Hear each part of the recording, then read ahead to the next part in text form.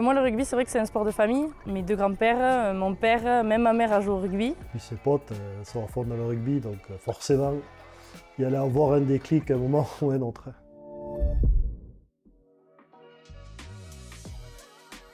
J'ai fait 15 ans de danse, donc pas du tout destinée au rugby. Et au final, du jour au lendemain, l'envie m'a pris et j'ai décidé d'aller tenter l'aventure. Et un jour, elle m'a dit je veux jouer au rugby. Et du coup, je lui ai dit allez, bingo. Le club féminin le plus proche, c'était le Stade Bagnérais. Je me souviens encore comme si c'était hier. Il tombait des cordes, j'étais lové dans la voiture et à la première opposition, je l'ai vu attraper son premier ballon et traverser le terrain. Et je me suis dit, c'est pas trop mal. Il y a quand même quelques atouts à faire valoir. Quand je l'ai vu la première fois sur le tout premier entraînement, j'ai senti qu'il y avait un potentiel. Voilà. Et ça s'est confirmé au fur et à mesure de suite. Mais de suite, dès la première saison. Au tout début, quand j'ai commencé le rugby, j'avais aucune ambition. C'était vraiment un pur plaisir parce que je ne savais pas ce que je valais, je ne savais pas ce que je pourrais apporter. Mais c'est vrai qu'au fur et à mesure des jours, des entraînements, des saisons, j'ai commencé à vraiment apprécier ça. Jade, c'était un diamant brut. Il fallait tailler les facettes. Elle avait une élégance que d'autres joueurs n'avaient pas sur le terrain.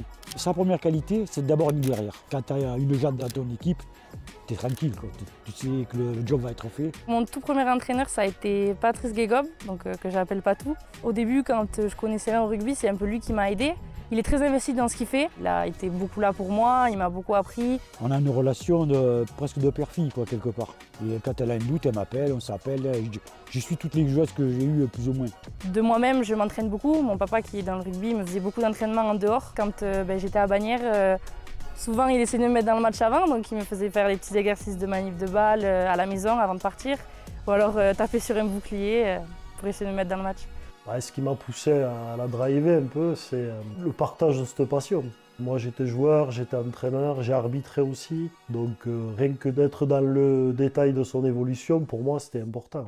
Je pense que lui, ce qu'il a essayé de faire, c'est surtout de me transmettre les valeurs qu'il a guidées pendant toute son enfance, qu'il a fait devenir aussi la personne qu'il est aujourd'hui. M'apporter une certaine progression, me donner les clés pour aller jusque là où j'ai envie d'aller, parce que c'est vrai que ça reste, je pense, mon premier supporter et celui qui me pousse à aller le plus loin possible. En tant que père, bien sûr, c'est émouvant de l'avoir performé.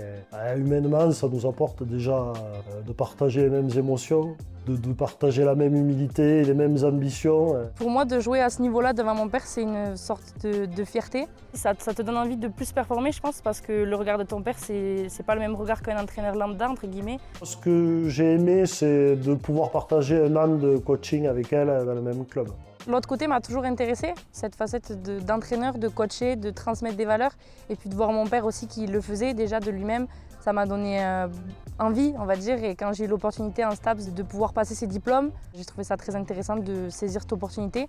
Et en plus de ça, ça pouvait me permettre de revenir partiellement, on va dire, à Bagnères et de transmettre ça à des jeunes qui sont passés par le même parcours que moi.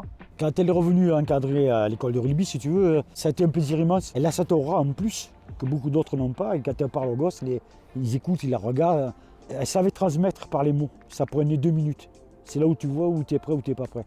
Je pense que le plus important au rugby, ça reste l'envie et le combat qu'on souhaite y mettre. Donc moi, ce que je voulais transmettre aux jeunes filles, c'est voilà, même si on n'est peut-être pas la meilleure, moi j'ai l'envie d'y aller, j'ai l'envie de me battre sur le terrain et pour les copines.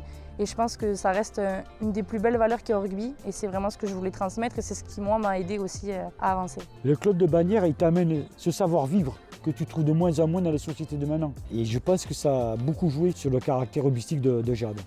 Bagnères, c'est un club qui est très familial, un club montagnard, donc avec ses valeurs fortes de solidarité et de famille.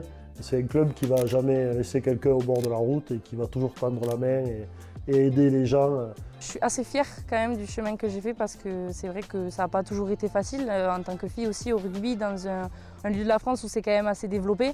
Et je suis assez contente du parcours que j'ai fait tout en étant consciente bien sûr que c'est pas terminé et qu'il faut continuer.